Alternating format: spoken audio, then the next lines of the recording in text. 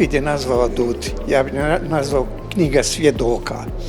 On je izabrao ljude koji su u ovom vremenu manipulacije informacijama imali hrabrosti biti dosljedni, svjedočiti najveće vrednote za koje su isplati živjeti, dosljedni bili. Ti su ljudi, svjedoci su uvijek i progonjeni.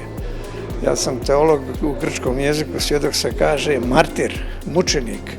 Svi pravi svjedoci, dosljedni ljudi na neki način su prezirani i progonjeni.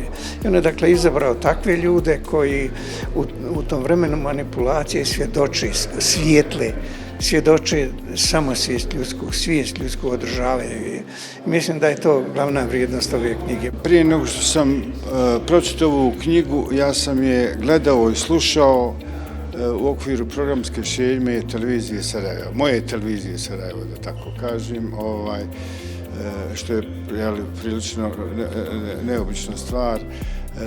Naime, to je knjiga razgovora sa 40-ak sagovornika koji su svaki na svoj način i u svom domenu djelovanja obilježili jedno vrijeme na način da su neki značajno, a neki presudno obilježili naše živote, što je sasvim dovoljan razlog da preporučimo ovu zaista dobru i zanimljivu knjigu. Knjiga Mufida Memije je najkraće rečeno urađena maestralno. Ona je jedno kapitalno izdanje, veoma značajno za našu kulturu, za naše društvo, a rekao bih da je čak ona i spomenična knjiga. Spomenična u tom smislu što je spomenik